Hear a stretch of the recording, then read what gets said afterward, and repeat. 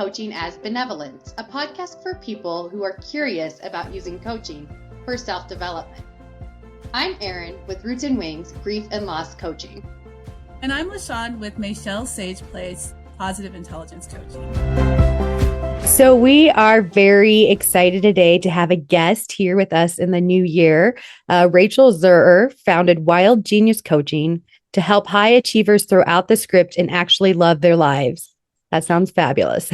No more drowning in shoulds or settling for comfortable misery. Her clients learn to trust what they already know and build lives that fit who they really are. Rachel's path started when she quit her magazine editing career to chase something deeper. She built a 6-figure copyright business, helping service providers say what they mean. Now she's a certified Big Leap coach and biodynamic craniosacral practitioner. Rachel lives in Lafayette, Colorado, just up the road from us here in Longmont. And when she's not at a growth workshop, you'll find her at ecstatic dance, which I'm very interested about, Rachel, backpacking, or reading on the couch. Thanks, Rachel, for joining us. And I love how your bio showcases your dynamic personality. So before we move into, any questions or anything, I'd love for you to share a little bit more about your background and how it relates to coaching. Yeah, well, thanks. I'm in a fairly recent shift to making my living as a coach and doing that professionally within the last year or so. And it's been something brewing for a long time in me. I have always been a little bit walking to my own drummer. I remember going to a career fair at my top 10 college in barefoot and picking up some pens from the Peace Corps table and being like, I don't care about these investment banks. That doesn't sound interesting to me. So really, since I was fairly young. So I spent a bunch of time doing a lot of wilderness-oriented things in my 20s. I was a AmeriCorps volunteer in a lot of national parks, and I led wilderness crews. And then I worked at a natural history museum, and then I became a writer and an editor. And my first real long-term magazine job was at Backpacker Magazine, so related to all that wilderness stuff. And then made a shift.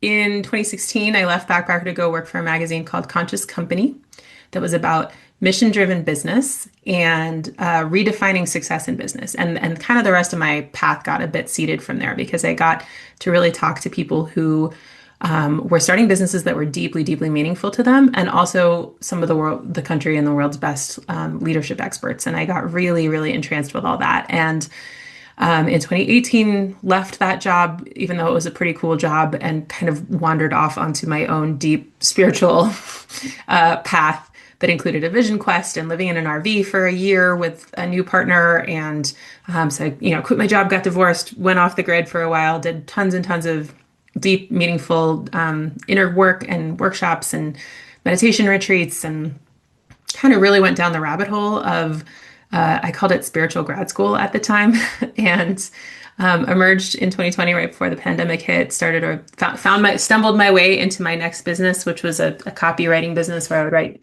websites and emails and stuff for businesses, and continued to have most of my main hobbies relate to presence and knowing myself and my relationships with other people. It was really what I was spending tons and tons of time on for fun. And in some of the stuff I was learning, being in your zone of genius is about doing what brings you most alive and as a contribution, the kind of stuff you would do for fun anyway. And so as I came to kind of a turning point in my writing business, I realized, there were a lot of people who met me who were surprised I wasn't a coach or a therapist already. They would be like, wait, you write websites? Okay. And so I finally decided to really follow my heart and take the leap into this thing that was the thing that I was doing kind of for fun in my free time for about a decade before I decided, no, I'm going to really make this my full-time thing. So hopefully that gives you a little bit of a window into the journey. Yeah, I'm seeing a lot of image of nature and a lot of delving into the psyche, spiritual journeys, that kind of thing that's woven throughout your journey, Rachel. And one thing that I'm thinking about is the name of your business, Wild Genius Life Coach. You're a wild genius. And can you speak to more about the wild part of that? Is that having something to do with nature? Because you love backpacking. You've also been in America, and you've done a lot of different things in nature. And I'm wondering where that's showing up in your journey and also in your coaching. Yeah, good catch, LaShawn. I gave you sort of the background to know to see that, but yes, the wild. I mean, the first half of my adult life was very much oriented around nature and wilderness and experiences in the wild, helping people, enabling people to get out deep into nature, taking a bunch of people on their first trip, spending hundreds of nights myself in the backcountry. And so that's been a very meaningful part of my life. But when I put wild in my business name these days, it's about this idea of the not separateness between, here we are kind of domesticated on our schedules on our phones, drinking our coffee. Like we tend to think of ourselves as fairly separate from nature, but I think there's an incredible amount of really deep wisdom for aliveness and authentic living that comes through the body and comes through our wildness, the parts of us that maybe wild has had this connotation for a long time as a little bit scary, a little bit other. We've been, a big part of like 19th century America was about domesticating the wild. We were very triumphant with all the dams and all the ways that we kind of put a cap on wildness. And I think that has been very much, there's technological progress, but there's been a lot lost. And so it's both, the inner and outer wild. Being in the literal physical wild places is a really good way to get in touch with our essence and adventure and aliveness, but then also really, I believe our genius that we all have genius that moves through us. We can talk about a genius, someone like Einstein or Steve Jobs or these very special people. And I don't see it that way. I see we all have genius and it's a wild thing that comes through us. And that as more we can be in touch with the wildness within us, our true nature within us. So it's kind of that intersection between inside and outside. Yeah. I love that. And I was just curious, what is it like to be in touch with the wildness within us, or what? How do you help your coaching clients do that? Yeah. First thing is it can be a little scary. A lot of us have learned since very, very young ages to, sit still, stop wiggling, get in line, do the things that we're going to be incentivized to be successful. And those usually aren't very wild things. And so, you mentioned you were sort of attracted to the ecstatic dance I had in my bio. For me, that is certainly part of my journey about getting in touch with the wild inside, because it's a form of dance where the ecstatic part means there's no choreography. There's no format you're trying to do. You're just really, really allowing your body to move in the way that it wants to with the music that expresses you. And so I guess that's one thing I would say with the wild and my clients is like the body and the wild are completely not separable. Like we are wild, we are animals. We have animal bodies and we've domesticated ourselves a lot. But finding our way back into the wisdom of the wildness, it usually involves movement, usually involves breath. It usually involves really learning to put our awareness on the body and listen to the body. And then it also involves being willing to not know what's going to happen and be led by something that is mysterious. So I hope that answered your question. Yes, that definitely answers it. And I guess, how do you then combine that with them tapping into their own genius as well? Yeah. So they're not very separate in my world. The information that is coming through the body, it's like I said, it's less conditioned, it's less habit based, it's less what you think you should be or what people have rewarded you for being, and more what's natural. And genius is a wild thing in my world. So, and this isn't, this comes from some of my teachers as well, but it's a very natural thing. And part of the ways when your genius is expressing is by paying attention to how it feels to be doing a particular task, how it feels to be in a particular type of work. And if time disappears, if you feel energized after, if there's excitement and aliveness in it, like those are things you know more in your body than in your head necessarily, and it takes paying attention to them. And those are the places where your genius is expressing. And you can realize you're not in your genius by how your body feels. There's usually it's kind of like constricted. And I mean, it's for most of us, and for me in the past, it was certainly just like my normal day to day was not my genius expressing. There's a lot of tightness, a lot of holding the breath, a lot of nervous system activation, a sense of stress, a sense of obligation. These are not the qualities of genius or of wildness either.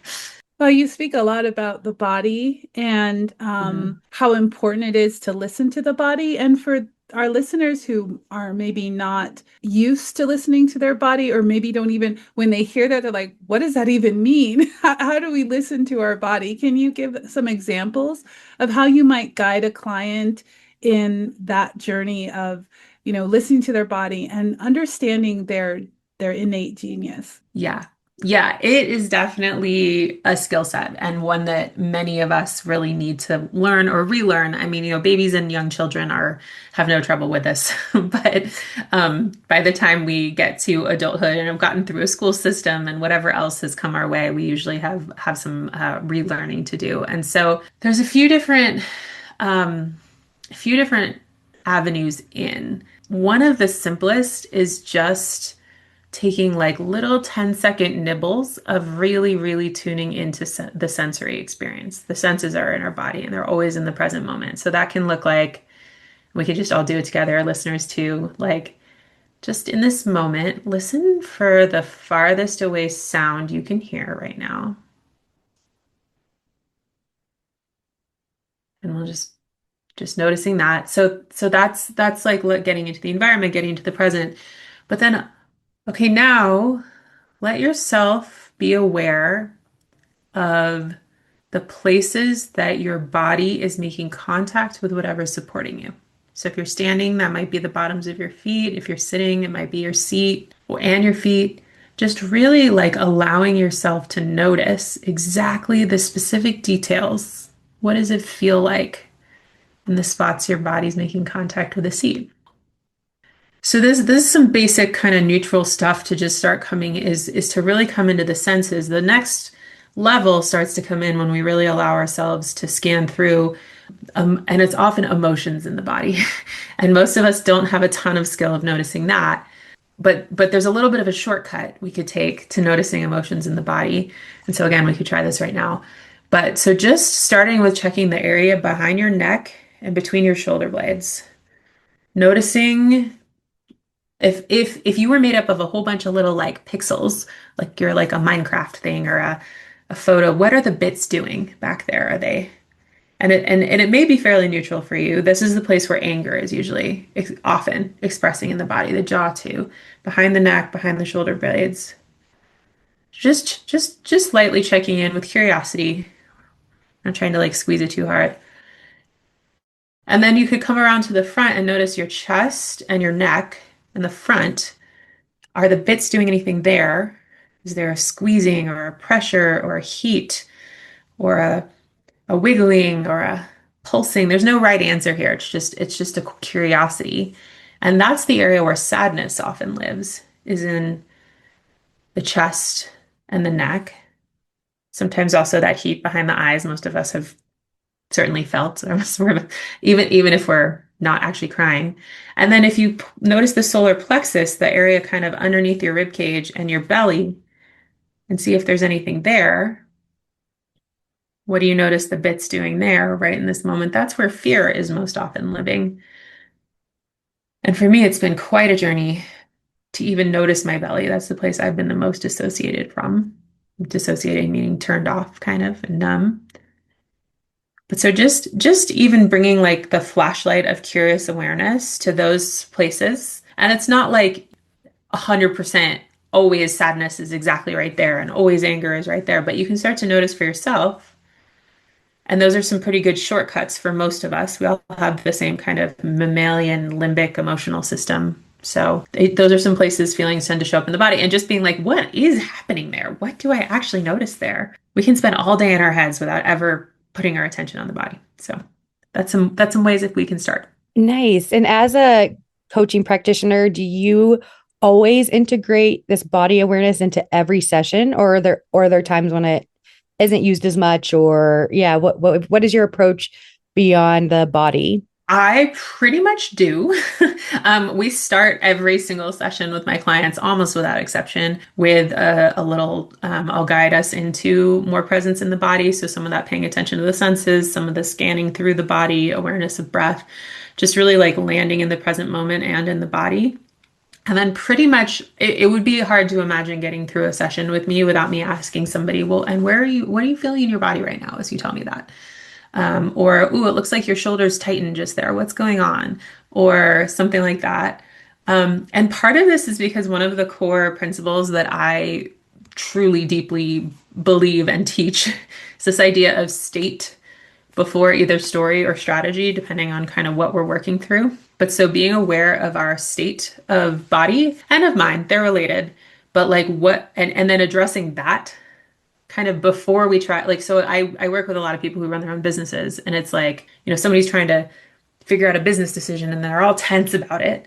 It's like, let's address the tension. Let's get the body and whatever thoughts are causing the tension too, but we'll know we've gotten there when the body is in a state of relaxation. And then from there, the question you were wondering about, you probably know the answer, and it's probably not that confusing or hard. Most of the time that's true. Like something you're kind of sort of stressing yourself out about, if we can get the body to a place of trust and relaxation, which sometimes takes choosing thoughts and changing our thoughts and working with thoughts, but then the wisdom of the wild genius, the wisdom of clarity from a place of relaxation or presence or trust instead of a state of fear, it usually becomes pretty obvious. We usually know a lot more than we think we do, because when we're scared, we've cut off access to that wisdom. So in my coaching, we're often trying to get to that place of the wisdom. And it takes, we can't know we're there even if we're not tuned into the body. Yeah, there's a lot of clarity there in terms of, I love how you start with the state before you move into strategy or, more cerebral things, more things having to do with the mind, mental things. And then the relationship between the mind and the body. Do you ever venture into the spiritual or the spirit? That's a good question. I live a lot in the spiritual. And I came from a background of a very non-spiritual childhood and upbringing and cultural milieu of very scientific, very materialist, very like, well, if we can't prove it in a peer-reviewed study, then why would we even talk about it?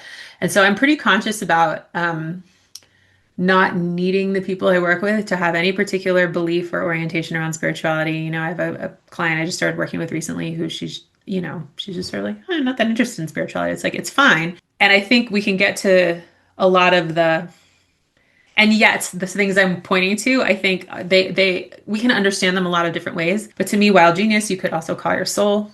There's a sense of like, it's what I'm here to do.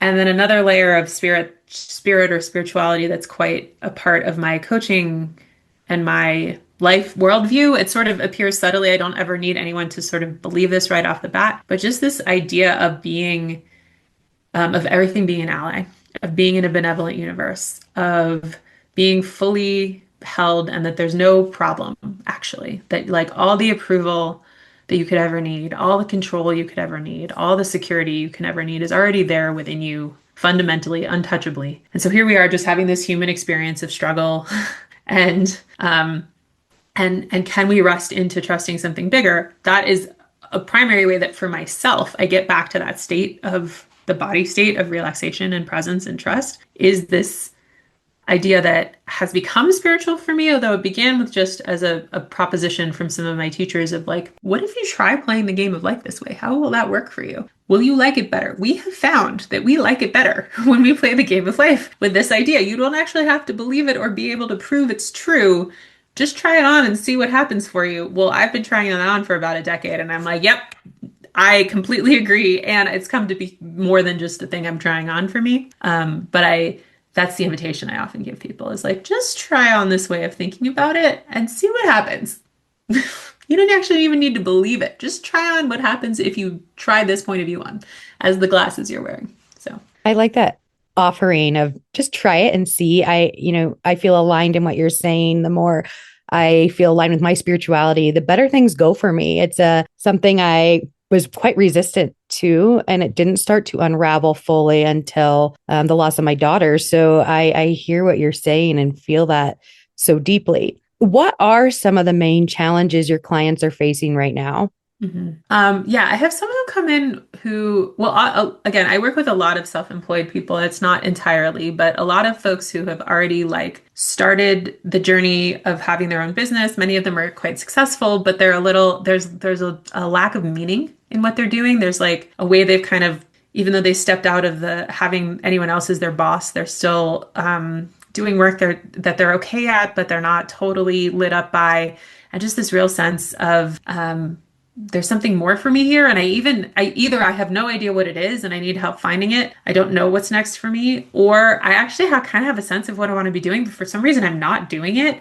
And, I work with mostly people who are like pretty decent at life. Like they've had a lot of success in various ways. And so when they find themselves wanting something and then they're not doing it, it can be a little like, oh, what's that about? And so we can get into that. A number of folks work with me around relationships as well. A marriage that's not satisfying, and the question of like, can it be saved or not?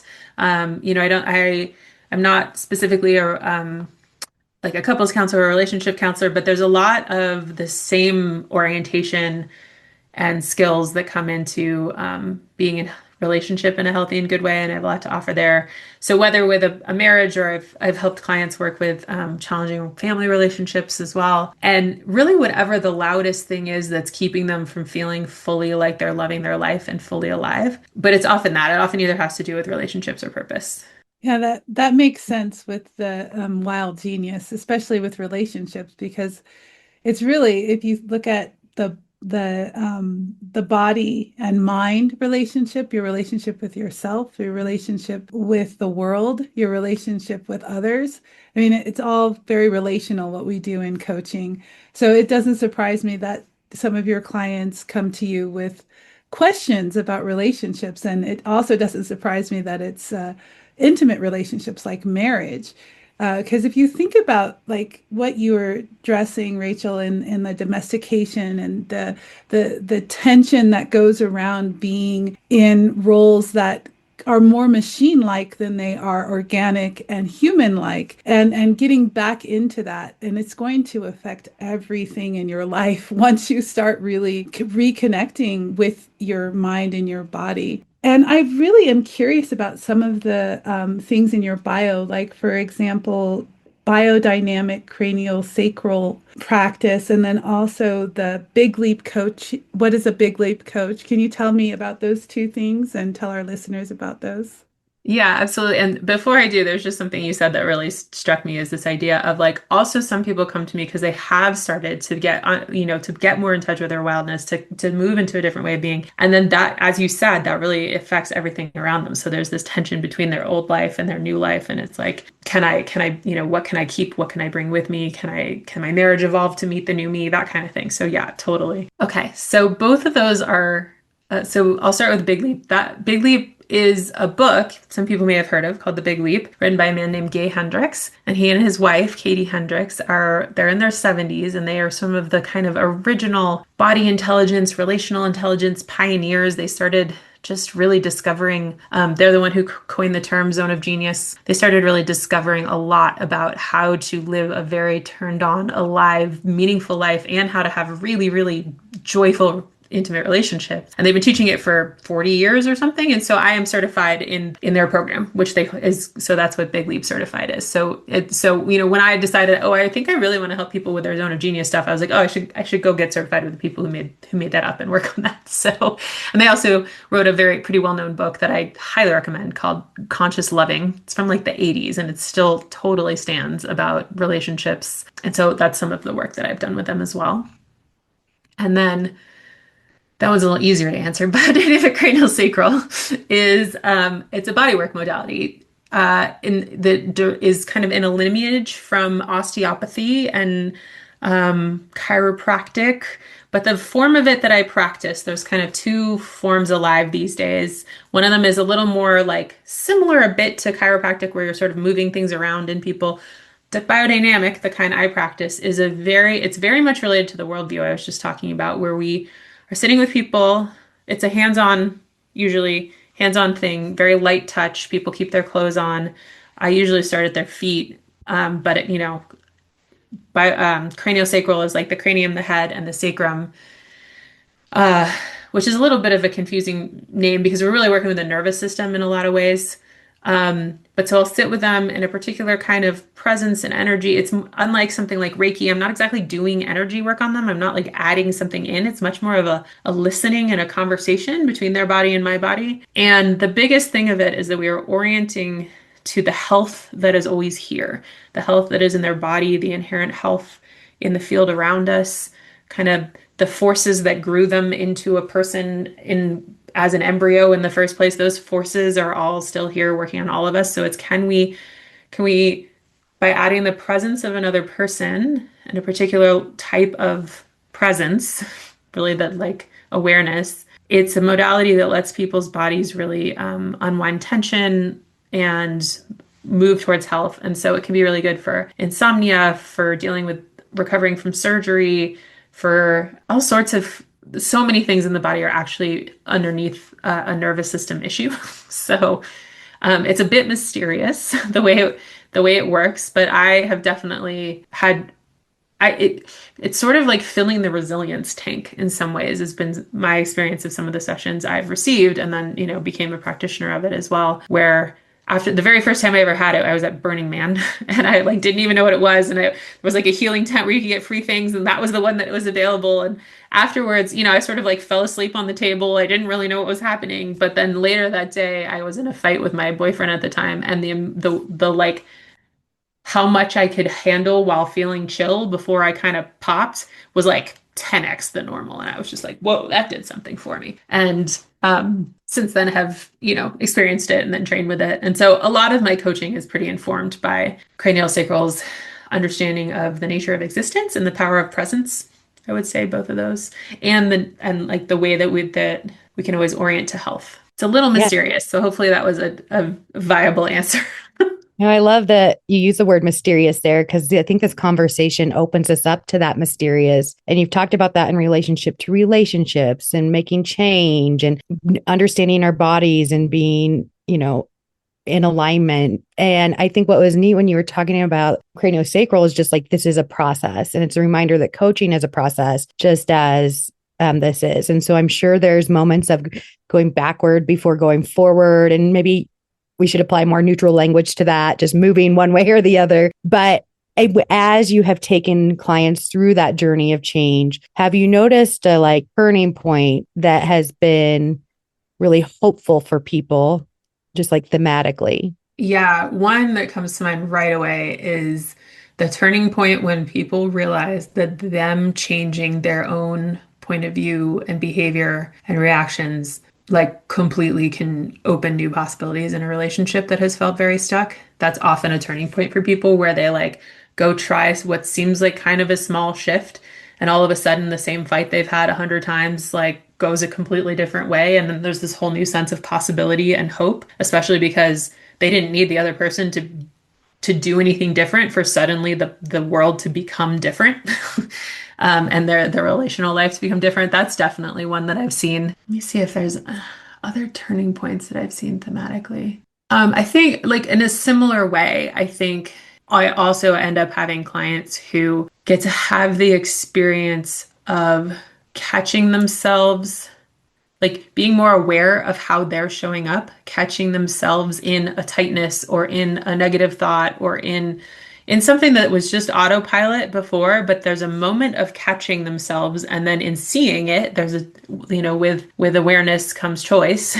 And so suddenly they're aware that like, oh, I'm really tight in this moment and I could choose to move my body and be looser, or I'm telling myself the story, this is going to go badly. And I'm noticing that I'm telling that story. I could choose to be open to the possibility of like, oh, how could this go well? And then they have the moment of awareness and choice, and then they actually get a different outcome than they're used to. It's a bit similar where it's like there are these micro moments where people sort of start to wake up to their own power that tend to be a turning point. I'm like, it's very exciting. That is such an exciting moment when a client corrects themselves or catches themselves in a pattern and they notice it and then they pivot. That's such an exciting moment in a coaching session when that happens. It's a great feeling. Wonderful. Well, I wanted to ask you, Rachel, what are some like exciting projects that you are entering into for this year, for 2026? hmm I mean, I'm getting some more training with the same school that I did my craniosacral training with starting later this week, which I'm very excited about. Um, and the biggest project is I'm just really like leaning in hard to are creating content in my business and really articulating some of these things that I've gathered and learned and practiced over the last decade or more into a more coherent body of work from myself and with the idea of it, being able to teach things more efficiently and clearer and having resources for people. I do have a little free, also starting to teach more free workshops and, kind of basically create more for people to have. That's a big part of it. And, I came before I was a coach, before I was a copyright, like I've been a content creator for the last, I don't know how you want to measure, 20 years. And so creating content is definitely still a joy and a talent of mine. And so that's the big thing for me in this year is how much value can I offer? And that, the like slightly the reciprocal, like, and excited to have more people to help as I do that, as I help more people and have more people want to come get help from me. So yeah, so I have a free workshop coming up in 10 days from the day we're recording. So if folks wanted to find that, that's an option. And for that recording, will that be available afterwards for people to view? Yeah, great question. Certainly if they get signed up before it happens, there's a replay. Will I put the recording out? I'm not positive, but if they get on my email list, they can definitely stay up for new ones if that day is passed. So yeah. Yeah. Your face really lit up with content creation. I can see some level of energy or passion in that area. I'm also curious about you as a writer. Do you have any interest in pursuing writing in relationship to coaching or Wild Genius? Totally. Yeah. I mean, it's sort of astounding to me that I haven't written a book yet. I went to creative nonfiction school and graduated in 2010 and was sort of like clear that that writing books and writing was something I was interested in. And it just hasn't, my topic hasn't grabbed me. And I have spent effort over the years trying to go manufacture one. And I'm finally just like relaxing into trusting I will know when it is time. But so yes, I still, I write a weekly newsletter that's partly like I've been writing it for years now, and it mainly exists as like to make sure I'm doing some cool writing every week as a writer, and obviously to serve people too. But that's one of its functions, and I'm creating a lot of content on social media these days. In terms of like the larger, longer thing, like yes, I am really this again. I don't mean to feel just like. Part of me, I'm sort of like, I could decide to just go make it happen. And it has felt more true that the thing that is ready to come out of me is just like a long, slow brew here. So, I've written hundreds of magazine articles on things like that. But in terms of the next book, or in terms of actually doing a book, which would kind of be the thing, I'm allowing it to know. And Erin, I know you've written a book. So I'm also a little curious, like how did you know it needed to come out of you? So turn the tables here for a second there. Well, I started my career as a high school language arts teacher. And in undergrad, I told my American Lit professor that I really wanted to write kind of a new age, coming of age story, loosely based on how the Little Women, kind of evolves in its own storytelling. And I would go to the Longmont Writers Group trying to write that story. And nothing, like I couldn't get it, but like 5 paragraphs. And that was like it. Nothing was flowing at all. And so I just set that aside. And then one day, throughout that process, I went back to all the depressed poetry I'd written after the death of my daughter. And I was like, I think there's something in this actually. So I sent it to a friend of mine who's an editor in Pennsylvania. And she sent it back and was like, I don't think so. I don't think this is it. So, but her providing that feedback was key. It's almost like a light, just kind of bulb moment. And I'm like, oh, this is what I should do with this. And I just started, it just flowed. It just all flowed out of me. It wasn't heavy to write, even though it's a heavy topic. And so, yeah, definitely different genre than I ever thought I would be writing in. So I still would like to get back to that, Little Women kind of theme at some point, but it's still nothing's happening. Yeah. And this is like an interesting tension and question I'm living into myself because the experience you described of that book coming out of you in a very flowy way, like to me that's part of how genius comes out. Like it's the thing that it often feels pretty easeful. And at the same time, I'm sure there were moments in that process that did require some amount of discipline or facing something that scared you, or it wasn't just like every moment was coasting down the river, the lazy river. Like that would be my guess. I don't actually know. You're nodding though, so I'm gonna assume that was accurate. Yes, And that's and it correct. and it's this tension between the kind of tone and effort and force that's necessary to like be disciplined and really get something done. I think most high achievers that I know are a bit over indexed onto that and a bit under indexed onto the sense of flow and the sense of ease. And it's not like we just like completely throw out, doing something hard or something, but it's like, which is it? Is it like, is this resistance that I'm feeling something I need to just push through or like keep going or, rally my effort around, or is it a sign that like something isn't ripe yet? There's something else wanting my attention. And that discerning is I mean, part of that information I think comes from really being aware of the body, like which of these which of these things is happening, where's the thought coming from, etc.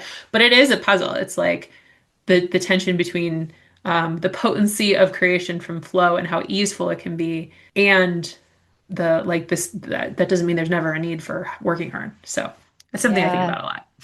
I just want to add one more thing here, LaShawn, on that topic of ease and flow. And it really just reminds me of we need both time and intention. Like you're saying, yes, the ease needs to be, I think, a key driver, right? But the intention piece is the actual, okay, sometimes I do need to write for 5 more minutes when I don't want to, or sometimes I need to try this when it feels a little bit scary or a little bit of a stretch.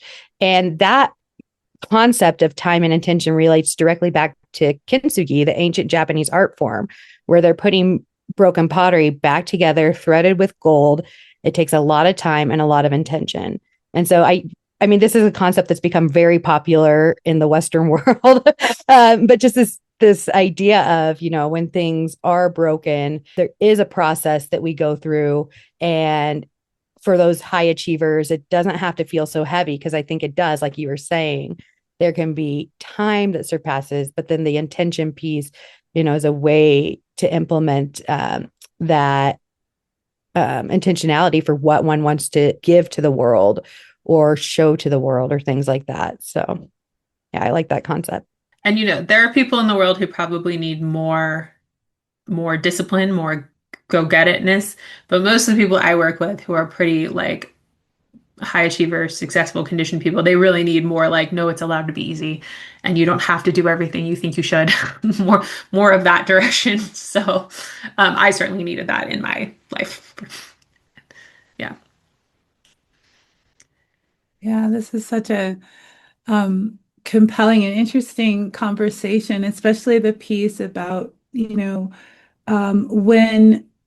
inspiration finds us, and the patience that is required when we have something that we want to do, but it feels like our body is telling us, no, it's not ready yet. So we have to kind of, sit back and let our body lead. And one thing that I've heard is that, the mind can often lie, the brain can often lie to us, but the body tells the truth. It's always you see the truth in the body. The body does not lie. So Yes. yeah. Yes, and so I Yes, actually there's a and there's a nuance of that is yeah. similar to what I was saying before. That's um something I also work on my clients with, is this idea. It's true, the body, like I agree with that on a very strong way. And at the same time, there's kind of two kinds of body signals that can come through for us. One of Mhm. them is sort of our deeper wisdom, our soul, our intuition, like some, Mm. some really like that part of the body that doesn't lie. That is absolutely a piece we can access. And then the body also speaks to us through our past trauma and our past reactivity. And so there are ways that the body, for example, stress is essentially the body being in a state of like threat, even when Mhm. there's not, it's a bit of a, it's not exactly that the body's lying, but there's this like some of the information the body can give us can be a little outdated. It can be based on our, it's related to the mind, but it can be, we're acting as if the situation presently, our body's responding as if it were a situation in the past. And so actually sometimes the mind can come in and be like, no, okay, actually the panic I'm feeling right now was about something that happened when I was 5. I can look around, see the people I'm with, see the circumstances, see that the age I am now, and that actually like realize like I'm safe. And so discerning is what my body is telling. Now that I'm paying attention to my body, step one is most people are just ignoring all of that. It's just Yeah. like it's happening in their body and they're not even paying attention to it. But once you start paying attention, it's like, oh, okay, so my belly's really tight and my jaw's really clenched, and I feel this pain behind my shoulder blades. Oh, wow, my body is feeding me a lot of anger right now. But actually, I can look around and be like, no, nobody actually insulted me. They're just offering me constructive feedback because we all want this project to go better. But my body's reacting like I did in 2nd grade when my teacher told me I wasn't great at the thing and I took it to mean I was a terrible person. How do we differentiate that from, oh, I really shouldn't be in this job because I'm having all this insight? Like that is actually that is a skill, and I think even just wondering and knowing that both are possible, it starts to really help it be clear. But um, there is this sort of special circumstance where the body sort of can lie. um, and it's like, okay, well, how do we deal with that? So that's something I work with my clients on too.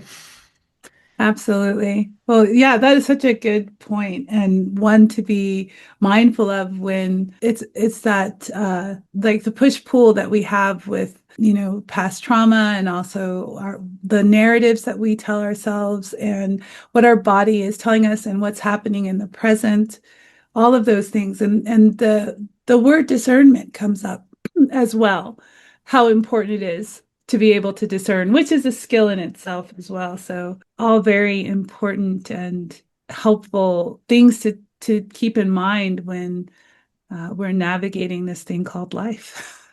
We're very close to that moment in our podcast where we have coaching nuggets of wisdom. This is a theme or something that's really that speaks to you about the conversation that we've had. Erin and I usually end our podcast with these coaching nuggets of wisdom as a way to bring out things that really spoke to us in the conversation. So what we do when there's a guest is either Erin or I we'll start with the coaching nugget of wisdom, and then our guest will finish with their coaching nugget of wisdom, and that ends the podcast. But before we do that, I want to remind our listeners that we are talking to Rachel Zurer. She is the founder of Wild Genius Coaching. Rachel, can you tell our listeners where they can find you? Yeah, easiest place is just wildgenius.com. You can find a place to sign up for my newsletter there. I have some different free resources on there, including some journal prompts about questions to ask yourself as some new thing is gestating and you're just waiting to know when the time is right. And there's links to my LinkedIn and Instagram where I'm fairly active there too. So yeah, wildgenius.com. Wonderful. Thank you, Rachel. So, Erin, would you like me to start with my coaching nugget of wisdom, and then you can go, and then we'll turn it over to Rachel? Okay. So, my coaching nugget of wisdom is really going back to how Rachel was guiding us through being present and connecting with our body. That really helped me get present and grounded. Those very simple, they don't take that long to do, just to really, listen to sounds in your environment, feeling where you're contacting with the seat, those little things that can really help slow down time, ground you, and, get you into a space of neutrality where you're in the present. So I'm going to hold on to that. That really helped me in this conversation, and invite our listeners to find little ways like Rachel, maybe go back and listen to this episode, and go through that practice of connecting not only to the present and also to your body. Erin. Awesome. Thanks, LaShawn. I think for me, I'm kind of vacillating between two. So I might stream of consciousness here. Anyway, vacillating between two kind of things here that I am getting for my own development today, as well as just to share with our listeners too. And that's just maybe being a little more mindful of listening to myself throughout the day. Like maybe when I drink my cup of coffee or take a 5-minute break away from my computer, instead of distracting myself with my phone or playing all the crossword puzzles on it, I could do something a little bit more intentional too. Not that that's a bad thing. But, and then the other thing is just this idea of process. So no matter where you are in whatever process or multiple processes that are involved for you in your life right now, you will be okay. It won't feel like it at times, but just trusting in yourself and trusting the process. Yeah, I think what's standing, I mean, we're mostly talking about all sorts of things that I think about a lot, but what's standing out for me that came through in this conversation is just realizing that moment where somebody kind of wakes up to how much power they really do have by changing their own small thought or behavior or awareness or body state as they do a thing. That's like really great for me to remember and celebrate. And that just reminding all of us that we have a lot more power than we often give ourselves credit for, and that part of the things feeling hard in life, not obviously there are actual hard circumstances out there, but often it's how we're relating to them that creates a next extra layer, even if it's giving ourselves a hard time for how we're relating to it. So just that reminder that like we actually have a huge amount of power, even in small ways, or in how we're thinking about what our experience of going through day-to-day life is, even as all the different circumstances come towards us that we can't control. So that's what's coming through for me. Thank you very much, Rachel. It was great having you on our podcast today. Again, we are speaking to Rachel Zurer, the founder of Wild Genius Coaching, and you can find her at wildgenius.com. Thank you again, Rachel. Thank you so much, Erin LaShawn. So good to be with you today. Yes, thanks, Rachel, for coming on today. Thanks for joining us for Coaching as Benevolence. I'm LaShawn with Michelle Sage Place, Positive Intelligence Coaching. And I'm Erin with Roots and Wings, Grief and Loss Coaching. Have a benevolent day.